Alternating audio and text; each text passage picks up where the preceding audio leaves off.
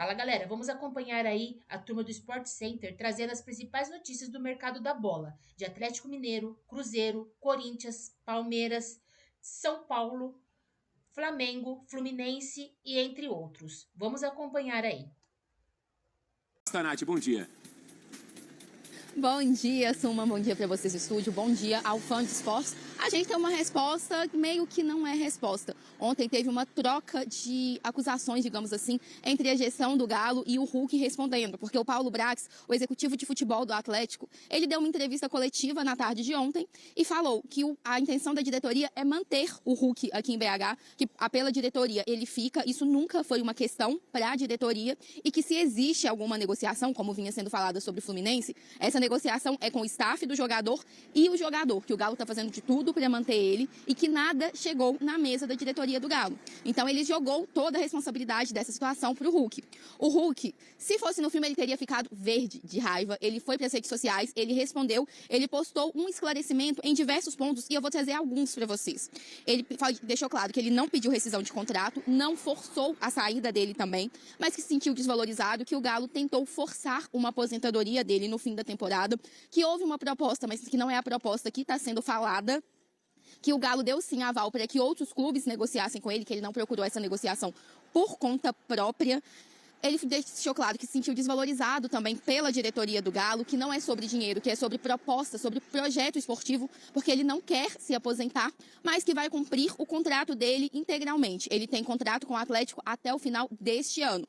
Porém, a multa também conta no contrato, né? Foi uma resposta que pareceu um fico, mas que não foi um ponto final definitivo nessa história, porque ficou uma rusga muito grande entre Atlético e a diretoria, e no meio disso tudo, o torcedor, que ficou bastante chateado com essa situação. O torcedor que já não estava muito feliz com a SAF desde o final do ano passado, agora também não está feliz com o Hulk, que é um grande ídolo do Atlético, Matheus. Valeu, Nath. Natália Andrade aí com as informações do Galo. O Hulk foi para as redes sociais e o torcedor fica na bronca. E como que é, Mari? Ele foi preenchendo aí o formulário das coisas. Tudo certinho ali, né? Sim, não, jamais, enfim. Assim, ele é um cara que desde que chegou vem dando resultados pro Atlético, né? Em especial naquele ano de 2021, né? Acho que um dos melhores jogadores aí desses últimos, sei lá, 5 anos no futebol brasileiro, mas é uma situação que vai desgastando um pouco a relação dele com o clube, com o torcedor, que acho que tem o direito também de ficar sem entender o que está acontecendo, né? E qual vai ser o futuro dele. Exatamente, a gente tem duas situações ali expostas do que a gente tem acesso, então... Isso é legal frisar, né? Exatamente, a gente não sabe tudo do que a gente tem acesso. Então o Brax ontem tem a coletiva, fala um pouquinho de reforços, mas expõe a situação para o lado do clube e o Hulk responde nas redes sociais. E aí, diante desse cenário, o torcedor, ele tira as próprias conclusões, tá de um lado, tá do outro, tá chateado. E o torcedor acaba sendo, entre aspas, o principal afetado, né? Nessa situação toda dessa briga entre os dois personagens do Atlético. Mas não é bom para nenhum dos lados, porque no fim da história, o Hulk ficando, o clima não existe. Futebol pode tudo mudar, né, em poucos dias, mas o que a gente tem hoje, o clima é péssimo. E pro lado do Atlético também, você acaba minando toda uma história de um ídolo, né, atleticano. Então, assim, se a diretoria ela tinha a possibilidade de blindar essa história e resolver de uma melhor forma, parece que ela não conseguiu, que ela não está conseguindo. E pro lado do jogador é a mesma coisa. Aí tem um ponto que ninguém tem dúvida, é que o Hulk é ídolo do Atlético, um dos maiores da história. Ponto. Agora, um ídolo não está acima dos interesses esportivos e econômicos de qualquer clube. E o Hulk, quando se desvalorizado, eu vejo que não tem muita razão para isso, porque o Hulk tem mais um ano de contrato, o Galo não prometeu nada ao Hulk e não tinha obrigação de fazê-lo, porque o Hulk é funcionário do Galo e está sob contrato até o fim de 2016. E quando o Hulk exige um projeto esportivo, o que mais que ele quer? O Hulk tem um dos maiores salários do futebol brasileiro, o Hulk é um jogador à beira dos 40 anos, é natural que um clube tenha prudência em renovar, em fazer um contrato longo com um atleta, mesmo que seja ídolo, mesmo que tenha um histórico de serviços prestados. Então, nesse ponto, eu vejo que o Hulk também está forçando um pouco a barra. O Galo está fazendo o seu papel de cuidar de um jogador, de um ídolo, mas sem fazer sacrifício. E um jogador como o Hulk ocupa espaço na folha salarial, demanda entender a necessidade do treinador. E hoje o Hulk não é essencial para o treinador que está lá, que é o Sampaoli. Então, por tudo isso, não vejo que o Hulk tem motivos para se sentir desvalorizado. Se ele quer sair, que levante a mão e diga. Mas dizer que o Atlético está desvalorizando o jogador ou de certa forma, não respeitando a história do Hulk só porque não quer oferecer mais um ano de contrato, eu vejo que o Hulk dá uma exagerada aí. Mas é duro, né? Fazer essa análise e ter essa percepção quase que fria da qual você traz. É um ponto difícil, né? Acho que para ele, para o clube, para o torcedor. Vamos para o Rio de Janeiro. A gente vai falar agora do Fluminense, que, de certa forma, também se viu nessa novela Hulk, não sei, né? Já trouxe um jogador do Galo. Cícero Melo e as informações do Flu nessa quarta-feira. Tudo bom, Cícero? Tudo bem, bom dia para você, Suman, para Mari Pereira, para o Breiler e para o Fã de Esportes, especialmente o torcedor tricolor que aguarda com expectativa o desfecho dessa novela, virou uma novela realmente. O Fluminense, a posição do Fluminense é a seguinte, o Fluminense aguarda uma posição nas tratativas do Hulk com o Atlético, aguarda um desfecho nessas conversas. O Fluminense já conversou com o staff do Hulk, acertou um contrato de 2 anos, sem prorrogação e com bonificações. O salário seria até um pouco menor do que ele recebe no Atlético Mineiro, mas com bonificações que até ultrapassariam o salário dele, por venda de camisas, por ações de marketing e por desempenho individual do Hulk. O Fluminense não aceita pagar essa multa de 60 milhões de reais, mas até estaria disponibilizando uma pequena quantia para ajudar na rescisão do contrato do jogador. Mas se nada der certo e ele continuar no Atlético, o Fluminense pode até pensar em assinar um pré-contrato com o jogador a partir de julho, como falta um ano para terminar o contrato, a partir de julho ele já pode assinar no contrato, um pré-contrato com qualquer clube, e aí o Fluminense vai pensar nessa situação, se vale a pena assinar um pré-contrato com ele e a partir do ano que vem ele seria jogador tricolor. A situação do Savarino é um pouco mais tranquila ou mais simples, pode-se assim dizer. Fluminense e Botafogo chegaram a um acordo para a transferência do atacante. Botafogo vai receber na transação o Wallace Davi, volante, 18 anos, uma joia rara de Xerém e uma quantia em dinheiro não revelada. Ele está chegando, o Savarino, da Venezuela. E aí a palavra final é dele. Se ele aceitar, ele vai para o Fluminense. Já há uma notícia aí de que ele gostaria de continuar no Botafogo. Então, uma outra novelinha que deve acontecer, mas vai ter um desfecho mais rápido, porque o Savarino é que vai dar a palavra final. Jogadores do Fluminense que vão disputar o Brasileiro, o grupo principal, o time se representa amanhã para iniciar a pré-temporada, os treinamentos, já que a estreia no Campeonato Brasileiro vai acontecer só no final de janeiro, dia 28, contra o Grêmio no Maracanã. Enquanto isso, a pré-temporada já está acontecendo para o grupo 1, que é o time que vai disputar o Campeonato Carioca, inicialmente estreia no dia 14 de janeiro, contra o Madureira. Vamos aguardar o desfecho dessas duas novelas. Savarino e Hulk, a torcida do Fluminense está vivendo uma grande expectativa, Suman. Valeu, Cícero. Muito obrigado pelas informações. Por enquanto, a gente está no... Bom, eu ia falar que a gente está no começo, né? Mas a temporada já vai começar depois de amanhã. Enfim, é um meio de janela também que os times vão se reforçando. Mas o Fluminense se coloca legal também, né? Assim, eu gosto. Bons nomes que o Flu vai trazendo aí, o Arana, e talvez feche com o Hulk, Savarino, enfim, eu também gosto. Acho que é uma janela bem interessante. Eu estava brincando da janela porque a janela meio que começa agora, mas a temporada também já começa. Exatamente. Então, assim, vai dar nem tempo dos caras, sei lá. Quem chega já joga, Você entendeu? Haja planejamento, né? Vamos falar do Santos e, bom, quem fica e um reforço, entre aspas, de peso para essa nova temporada é o Neymar. Anunciada a permanência do craque, então, até o final desse ano. E a Jalile Elias chega com informações agora do Peixe. E, claro, a informação do dia, né, acho que da semana, e do clube é a renovação do Neymar. Tudo bom, Jalile? Seja bem-vinda.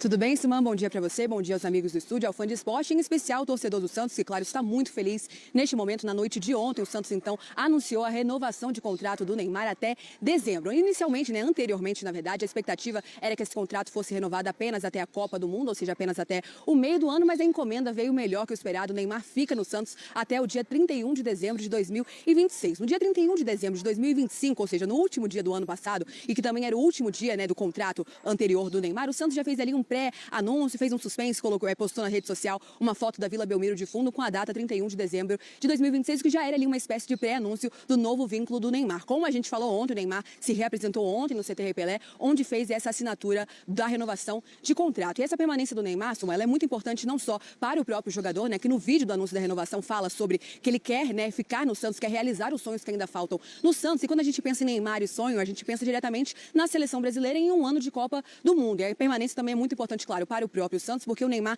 além do retorno esportivo, o Neymar também faz com que o Santos se torne um atrativo para novas contratações em um ano que vai ser realmente muito desafiador para o Santos. É um ano que o Santos, além de ter as competições nacionais, Copa do Brasil, Campeonato Brasileiro e o estadual, que, como vocês falavam, já começa no final de semana, o Santos esse ano também tem a Sul-Americana, né? Uma competição internacional que o Santos volta a disputar depois de anos difíceis, anos de Série B, anos de luta contra o rebaixamento. Então, essa permanência do Neymar realmente está sendo muito comemorada até o final da temporada, né? É realmente uma grande vitória para a diretoria do Santos. Só lembrando que o Neymar está se recuperando de uma artroscopia no joelho esquerdo e por isso vai perder esses primeiros jogos da temporada. A expectativa é que ele retorne aos gramados apenas no começo de fevereiro. Mas apesar disso, o torcedor queria ouvir que o Neymar fica e agora pode comemorar de fato. O Neymar fica até dezembro.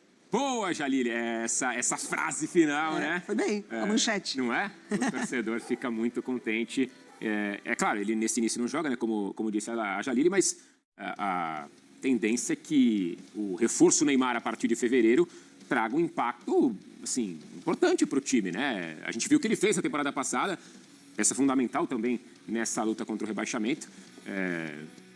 Vamos todos concordar que acho que, assim, ajudou muito o Santos e tende, acho que, a ajudar mais, ainda mais olhando para a Copa do Mundo no meio do ano. Eu acho que essa também é uma outra manchete. Ajudou muito o Santos para não ser rebaixado, contra o rebaixamento. Porque se a gente volta lá quando o Santos trouxe o Neymar, essa conversa praticamente era nula. Né? Você não imaginava, o torcedor não imaginava que o Neymar teria que ser fundamental para o Santos não ser rebaixado.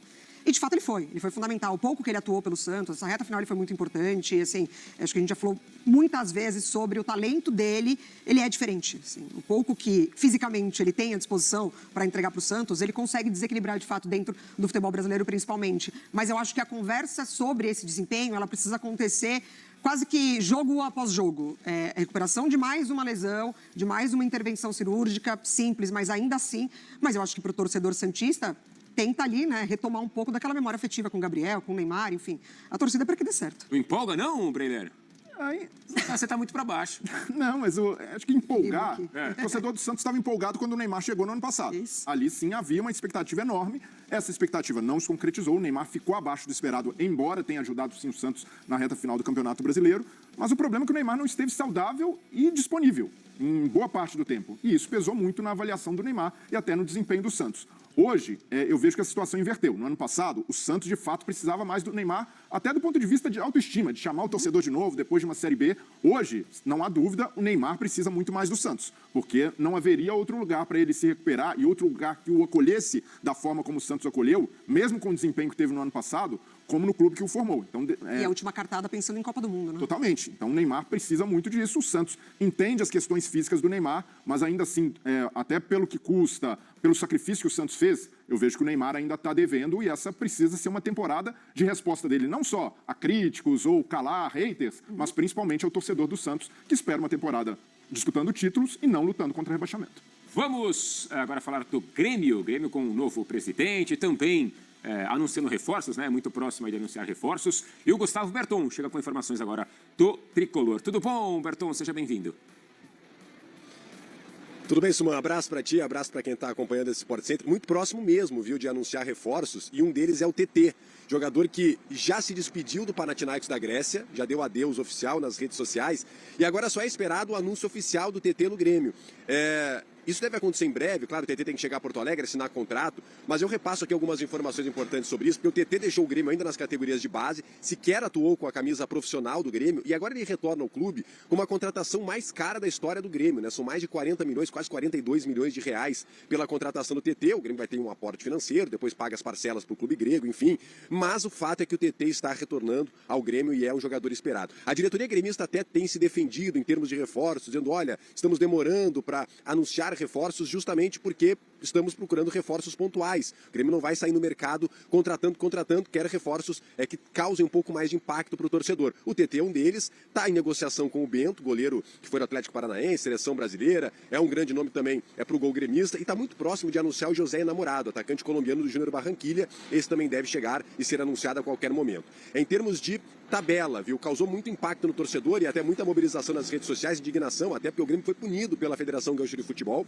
Não vai estrear o primeiro jogo na sua arena com a sua torcida. O Grêmio joga o primeiro jogo fora de casa, mas quando jogar contra o São José vai ser com os portões fechados, porque ainda no passado, no Clássico Grenal, atirou o Rojão em campo, o Bina, na comemoração do Alan Patrick, e a Federação Gaúcha acabou punindo o Grêmio. O Grêmio começa o Campeonato Gaúcho com os portões fechados. E o Grêmio também pediu para a Federação para adiar o primeiro Clássico Grenal do ano, inicialmente marcado para o dia 24 de janeiro, mas o Grêmio joga no dia 21 em Bagé, acho que o tempo é curto para se recuperar, jogar, enfim, pediu para que o Clássico seja adiado para o próximo dia 25, vamos ver o que a Federação Gaúcha vai falar em relação a isso. Enfim, o Tricolor se mobilizando para esse início de temporada e vai com o que tem de melhor, viu? Ao contrário do Inter, que vai mesclar alguns jogadores, o Grêmio prepara o time principal para esse início de temporada e também de Campeonato Gaúcho, é isso que o Luiz Castro está pensando. Matheus.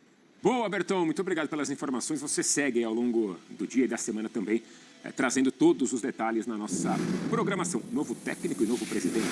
Falta aí o Bruno Spindel, novo executivo de futebol do clube, que foi apresentado, né? Já falou aí sobre muitas coisas ontem durante a sua coletiva. Vamos voltar para BH. A Nath Andrade chega de novo no Sport Center com mais do Cruzeiro e também repercute aí essa apresentação do Spindel Tudo bom, Nath? Mais uma vez, seja bem-vinda. Obrigada, Suma. Eu tô aqui, tô na porta da Raposa já, porque ontem teve coletiva, hoje tem também. Logo mais, o técnico Tite vai falar pela primeira vez com a imprensa desde que ele chegou no Cruzeiro no finzinho do ano passado. Mas ontem o Spindle conversou com a gente e o primeiro ponto dele foi o Gerson. O Cruzeiro não tem um plano B. O Gerson é o plano A, B, C, Z do Cruzeiro. Vai fazer todos os esforços para contar com o volante, que ele descreveu como polivalente, aqui na Toca da Raposa, porque entende que ele é primordial para o projeto do Cruzeiro. Spindle também falou sobre a saída de jogadores, que o Cruzeiro vai fazer o esforço que fez pelo Caio Jorge por todos os atletas do elenco. Que a ideia é não perder ninguém que estava de titular no ano passado, manter todo mundo e qualificar ainda mais um elenco em posições que forem necessárias. Ele falou uma coisa também que serviu muito para o torcedor, que o Cruzeiro esse ano vai em busca de títulos, e de todos eles não vai abrir mão de nenhum troféu esse ano, vai entrar para brigar por todos. Isso é importante para o torcedor ouvir, porque ano passado o Leonardo Jardim ele sempre falava, a briga do Cruzeiro é pela classificação na Libertadores. A gente não entrou no campeonato brigando por títulos, entrou para voltar para a Libertadores, conseguiu o objetivo. Esse ano, objetivo diferente, briga por títulos do Mineiro a Libertadores, todos eles interessam ao Cruzeiro.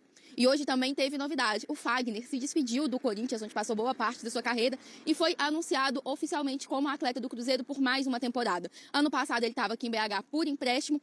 Esse ano foi contratado por uma temporada. O lateral permanece aqui na Toca da Raposa. Lembrando que o filho dele também é atleta do Cruzeiro. Família completa aqui em Belo Horizonte. Suma. Boa, Nath, muito obrigado pelas informações. E as notícias não param, né, no Cruzeiro. E ainda hoje com a apresentação do Tite, amanhã a gente vai repercutir muito também o que vai falar o novo técnico do Cruzeiro. De BH para o Rio, Rodrigo Jufo. Mas agora para a gente falar do Flamengo. Tudo bom, Jufo? Bom dia.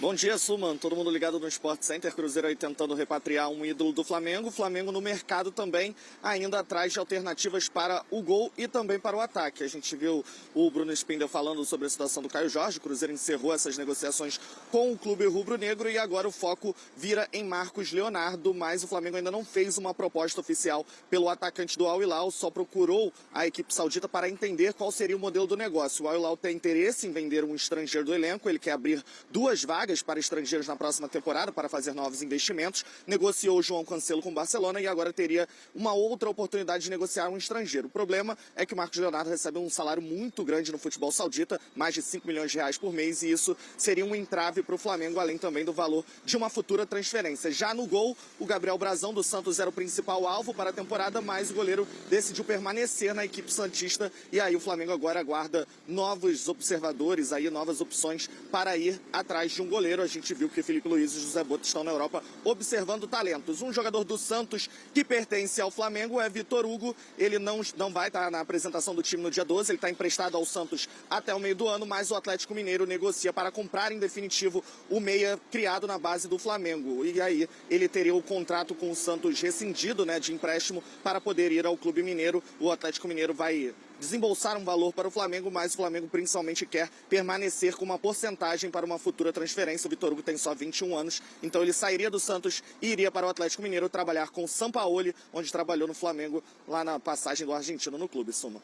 Boa, Jufo, muito obrigado pelas informações. Você também volta ao longo dessa quarta-feira. E agora direto para São Paulo, o assunto é Corinthians. A gente abre esse bloco aí da cidade com o Timão. E a Lili Nascimento chega com informações do clube sob o sol da Zona Leste da capital paulista. Tudo bom, Lili?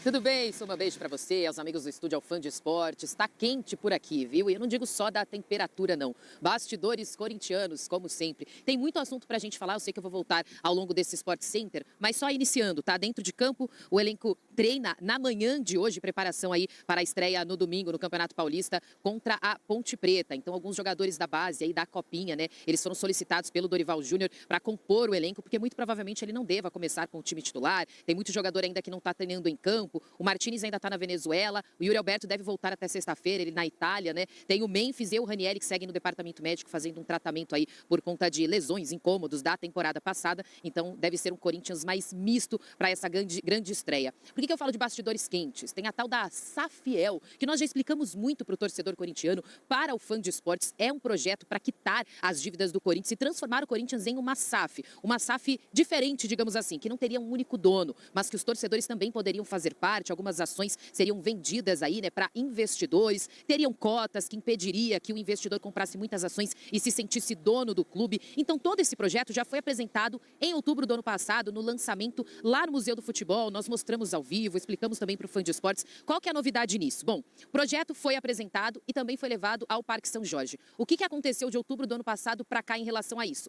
Nada, porque não há interesse da maioria lá no Parque São Jorge que o Corinthians vire uma SAF. Então isso a gente já sabe há algum tempo. Só que a Safiel agora chegou com um novo projeto, digamos assim, uma nova proposta para o Corinthians. Foi apresentada nesta terça-feira, que é o quê? Se o Corinthians assinar um memorando ali da SAF, a SAF de imediato, a Safiel, pagaria a dívida que o Corinthians tem com o Santos Laguna pelo Félix Torres. Lembrando que essa dívida segura o Corinthians de contratar novos jogadores. O Corinthians tem o transfer ban. Então o Corinthians assinando esse memorando, a Safiel pagaria esses 40 milhões ao Santos Laguna e já iniciaria ali uma audiência, né, também uma investigação interna dentro do Corinthians pelas questões financeiras para começar os investimentos, começar a chamar investidores, porque a promessa da Safiel é em 6 meses quitar a dívida da Neoquímica Arena na casa dos 600 milhões de reais. Dívida total do Corinthians, 2,7 bi.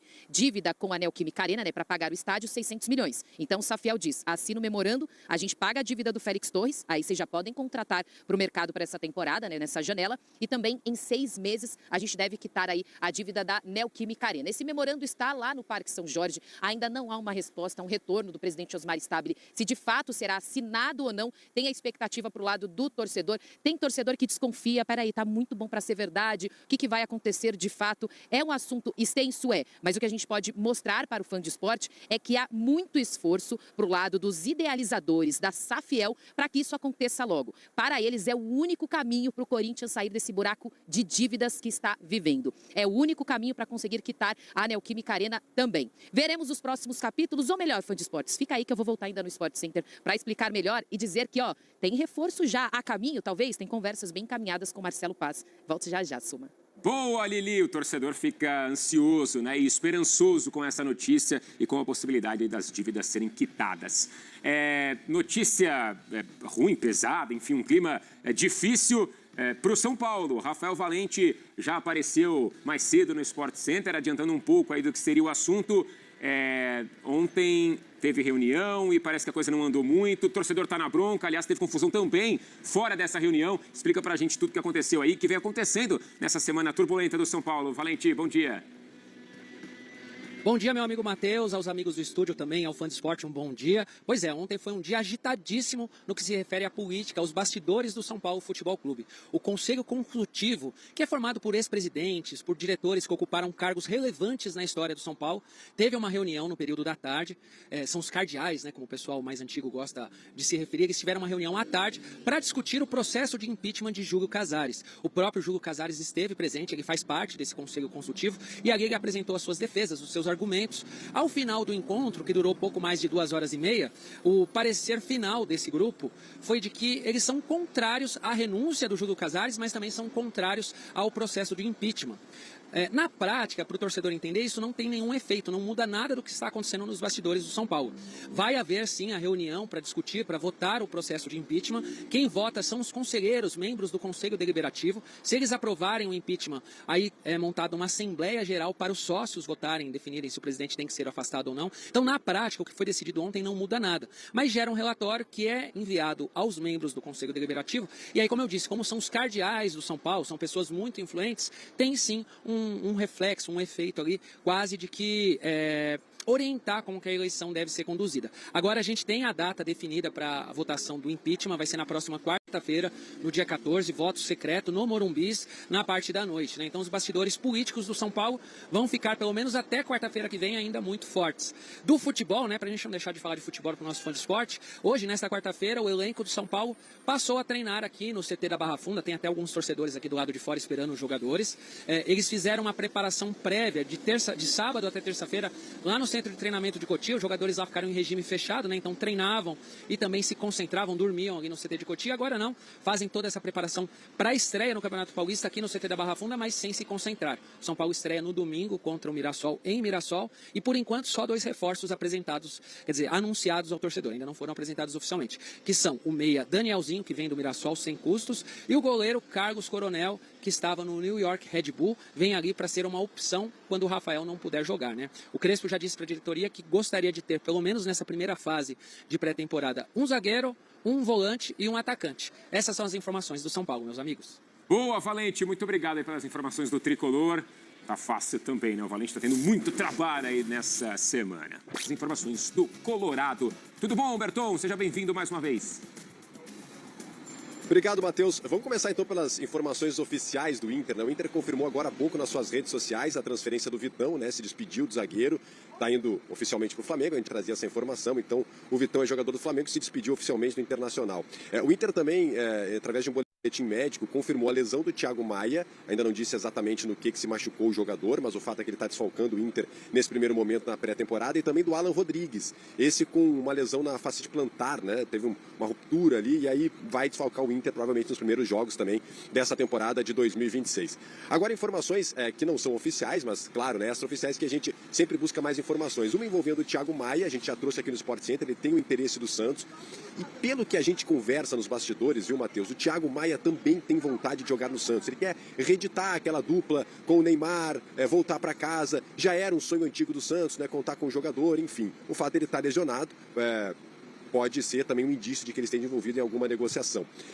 O Internacional também busca alguns reforços. São pelo menos 6. Essa venda do Vitão para o Flamengo faz o Inter buscar como prioridade um zagueiro com pé direito. O Inter tem essa prioridade para a temporada. Então o zagueiro certamente vai ser contratado. A gente pode falar também de lateral esquerdo, um volante, um meia e centroavante, atacante. O Inter tentou o Pedro Raul no Flamengo, o Pesolano está indicando muita gente do futebol sul-americano, alguns nomes estão sendo falados, mas o Inter não confirma e também não vai para frente em algumas negociações. Mas o fato é que sim, né? Fabinho Soldado, com o Pesolano, com o Abel Braga, o Inter está trabalhando para trazer alguns reforços. Nada comparado a 2023, viu? Quando trouxe Alário, Borré, Valência, Quilotar, Aeroporto. Jogadores que chegam para o grupo do Internacional. Enfim, né? É o que tem o Inter para o momento, não tem uma grande competição internacional e está tentando montar o seu elenco para o início dessa temporada, que começa já no próximo final de semana com o Campeonato Gaúcho, com um time misto, revezando alguns jogadores do Sub-20, jogadores não tiveram minutagem, e assim o Inter começa a temporada 2026, viu, Matheus? Boa, Berton, muito obrigado aí pelas informações, atualizando, né, o cenário dos dois clubes gaúchos. Vamos voltar para PH, a Natália Andrade, a nossa repórter, chega de novo, né, com informações do Galo, para a gente poder voltar a falar desse assunto, dessa novela. Hulk, fica ou não fica? É uma semana também importante aí para essas definições. Nath, bom dia. Boa tarde, Suma. O horário acabou de virar por aqui. Pois é, novela que ninguém esperava, né? Apesar de ter dado indícios ali no fim do ano de insatisfação do Hulk, ele criticou o Sampaoli no fim do ano publicamente durante uma zona mista. Ele chegou a ser reserva no ano passado, ficou mais de 365 dias sem fazer gol de bola rolando, foi criticado pela torcida, mas aí teve aquele momento de euforia geral quando ele marcou o gol de número 500. Foi um ano de muita oscilação para o Hulk e aí no fim do ano, o Rubens Menin, que é dono, principal investidor da SAF do Atlético, ele vai a público e fala: o Galo quer permanecer com o Hulk, mas cabe ao jogador decidir. Início desse ano, toda essa novela, proposta do Fluminense, Hulk fica, Hulk sai. Ontem o Paulo Brax, que é executivo de futebol do Atlético, deu uma coletiva, começou falando do Hulk, falou que não ia dar detalhes de negociação, mas deixou muito claro que a intenção da cúpula do Atlético é manter o Hulk, que ninguém nunca quis que ele saísse do clube, que ele é entendido como patrimônio do clube e não só mais um jogador. Mas que a decisão estava na mão do Hulk, que não tinha chegado proposta ao Atlético, que a negociação entre Fluminense e Hulk era entre Fluminense e Hulk, o Galo não tinha nada a ver com isso até então. À noite, o Hulk foi às redes sociais se posicionar também, como a Mari disse, ele fez um checklist de situações, ele deixou muito claro que ele está, sim, insatisfeito, que ele não gostou da proposta do Atlético, porque ele entendeu como uma tentativa de forçar uma aposentadoria no fim do ano, quando vence o contrato dele com o Atlético, final desse ano, final de 2026, que o Fluminense teve uma proposta esportiva melhor, que a proposta esportiva do Atlético foi mais comercial do que esportiva, mas deixou muito claro que não forçou saída, que não pediu rescisão em momento nenhum, que ama e respeita o Atlético muito e que quer permanecer, e que deve permanecer aqui em BH. Ele disse que vai cumprir o contrato dele com o Atlético. O contrato dele com o Atlético acaba em 31 de dezembro. Lembrando que no meio do ano ele já pode assinar contrato sem custos com outra equipe. Então fica essa situação também em suspeito. Mas até então o indicativo é de que o Hulk fica sim aqui em Belo Horizonte, apesar de toda essa insatisfação entre Hulk e diretoria que se espalhou também pela torcida. A gente consegue ver nas redes sociais, nas ruas, torcedores elogiando a postura do Hulk, dizendo que ele foi bem em ser sincero com os torcedores criticando, falando que se ele quer sair, que ele sai. A situação não ficou boa nem para o Hulk, nem para a SAF, mas o indicativo é que neste domingo, no jogo contra o Pouso Alegre, contra o Betim, às 6 da tarde, o Hulk esteja, sim, junto com o elenco em campo. Com você no estúdio. Boa, Nath, muito obrigado aí pelas informações. Esse bloco, né, de Campeonato Paulista, a gente falou do Santos, o assunto agora é Palmeiras. Vladimir Bianchini chega pela primeira vez aqui ao Sport Center para falar também dessa semana de estreia no Paulistão do Verdão. Tudo bom, Vlad? Seja bem-vindo, boa tarde. Boa tarde, Matheus. Um grande abraço para você, para o pessoal do estúdio, também para os fãs de esportes. Depois de um 2025 sem títulos, o técnico Abel Ferreira quer um ano diferente. E se ele conquistar mais uma taça, ele se isola como o técnico mais vitorioso da história do Palmeiras, com 11 troféus. Um a mais do que o Oswaldo Brandão, técnico também que fez muita história no Verdão. Então vamos ouvir agora o técnico do Palmeiras falando a respeito das expectativas para essa temporada. Sim, não podemos negar que o ano passado tivemos todos, os nossos torcedores, todo o nosso staff, todos os nossos jogadores, a dor e a frustração de quem não consegue alcançar títulos. Fomos vice em três competições. Fazendo aqui uma retrospectiva e projetando o futuro, eu acho que fica bem evidente que o Palmeiras é uma equipa competitiva, uma equipa que chega, e como eu prometi há 5 anos atrás nesta mesa, não prometi títulos, prometi que iríamos lutar para vencer títulos, e é isso que nós vamos fazer. Termino que as frustrações e as desilusões do ano passado que se transformem em energia, em caráter e em orgulho, e alguma raiva também, para que no próximo ano, ou neste ano que agora começa, possamos dar essas alegrias que estamos em dívida não só com vocês, mas também por nós próprios, porque sabemos o quanto nos dedicamos dentro do clube. O Palmeiras, que treina visando a estreia no Campeonato Paulista, e os jogadores Lucas Evangelista e Figueiredo, que estavam lesionados no ano passado, já começaram a transição física. O goleiro Everton, outro que também não terminou a temporada, já treina com bola normalmente com o restante do elenco, inclusive ele permanecerá no Verdão. Tiveram algumas sondagens, principalmente a respeito do Bahia, mas por enquanto ele fica no Palmeiras. Já o Felipe Anderson e o Paulinho ainda não começaram essa transição física, foram jogadores que sofreram com algumas lesões no ano passado, também ainda estão naquela fase final de recuperação. Nesse começo de temporada, o técnico Abel Ferreira deve principalmente rodar o elenco e utilizar os jovens da base, casos do Benedetti, do Belé, do Riquelme e também do Pacheco. Jogadores que terão mais espaço, então são atletas aí que o Abel vai observar e quem sabe colocar mais no elenco e rodar ao decorrer da temporada. Para a questão de reforços, o Palmeiras busca um zagueiro mais experiente no mercado, também quer um meio-campista e um atacante, mas por enquanto mais calmo do que no ano passado, que gastou mais de 700 milhões de reais em reforços, Matheus. Boa, Vlad, muito obrigado pelas informações aí do Palmeiras, né? Você volta também ao longo da nossa programação. A gente segue em São Paulo e volta a falar do Corinthians. A Lili tinha parcelado, né, as informações do Corinthians e ela volta agora para complementá-las. Tudo bom, Lili? Seja bem-vinda de novo. Tudo bem, Suma. É tanta coisa para falar que a gente tem que parcelar mesmo, né? Só um adendo aí sobre a Safiel, que eu havia falado no primeiro bloco. O Corinthians tem até o dia 29 de janeiro para assinar ou não o memorando, tá? Dando aí continuidade ou não ao projeto Safiel. Agora vamos falar sobre campo e bola. O elenco que treinou na manhã desta terça-feira. O Marcelo Paz, ele já está correndo aí, né, nos bastidores para ir atrás de novas contratações. Qual que é o perfil que o Corinthians vai procurar? Jogadores livres no mercado ou por empréstimo. Por quê? O Corinthians não tem dinheiro para pagar transferências de jogadores. Então não vai investir milhões porque não tem. Então vai procurar jogadores com esse perfil. A notícia boa aí para o corintiano é que o Corinthians pagou a parcela adiantada aí da CBF, né, da Câmara Nacional de Resolução de Disputas, porque até então, só para entender, o Corinthians tem uma dívida gigantesca. E uma dívida de cerca de 75 milhões, ela foi para a CBF, houve esse parcelamento em 24 vezes, o Corinthians tem que pagar semestral, então 7 milhões de reais. O Corinthians teria que pagar agora no dia 17 de janeiro. Pagou ontem. Para quê? Para mostrar para a CBF que está se tornando um bom pagador, para que assim caia o transfer ban imposto pela CBF. Não é o do Félix Torres, tá? Esse é outro. O que aconteceu? O Corinthians pagou. Esse transfer ban acabou. Então resta o do Félix Torres, tá? Mas pelo menos esse aí o Corinthians já tirou da frente. O que isso significa na prática? É que o Marcelo Paz pode continuar conversando aí com o staff de atletas que o Corinthians tem interesse. Um deles, Gabriel Paulista. O André Hernan deu as informações aí ao longo da programação da ESPN de que há esse interesse sim do Corinthians desde a época do Fabinho Soldado. O Gabriel Paulista também demonstrou interesse em jogar no Corinthians à época do Fabinho Soldado também. E aí ficou apalavrado, digamos assim, que se ele voltasse para o Brasil, viria para o Corinthians. Mas de acordo acordo com o Hernan, o Galo também estaria de olho em mais um clube do Rio de Janeiro. O zagueiro de 35 anos se despediu do Besiktas da Turquia, então está livre no mercado, tem o perfil que o Corinthians procura, seria um zagueiro para reforçar ainda mais, até porque a gente não sabe ainda, né, o destino de Félix Torres, tem o Kaká, enfim, o Corinthians quer se reforçar na defesa também. Um outro nome, o Santiago Arias, lateral direito, que jogava pelo Bahia, agora está sem clube, também é uma possibilidade. Há conversas, ainda nada oficial, mas há interesse do Corinthians nesse jogador. Lembrando que o Corinthians só vai poder, de fato, contratar esses atletas quando pagar a dívida do Félix Torres de 40 milhões. Expectativa é que até sexta-feira o Corinthians consiga quitar e aí se livrar de vez e conseguir contratar jogadores para essa temporada, Matheus. Boa, Lili, o Corinthians vai pagando os boletos e a Lili vai atualizando para o torcedor conforme eles forem, né, sendo pagos aí. O Flamengo está em negociações com o Atlético Mineiro para a transferência do volante Vitor Hugo em definitivo. O jovem, criado na base rubro-negra, está emprestado ao Santos até o meio deste ano. O Fla receberia uma compensação financeira e ficaria com um percentual dos direitos do jogador. As conversas estão caminhando de forma positiva. Há alguns meses, o Flamengo voltou atrás em uma negociação com o Famalicão, de Portugal. O acordo era que o rubro-negro não receberia compensação financeira pelo negócio, mas manteria 50% dos direitos econômicos do meia.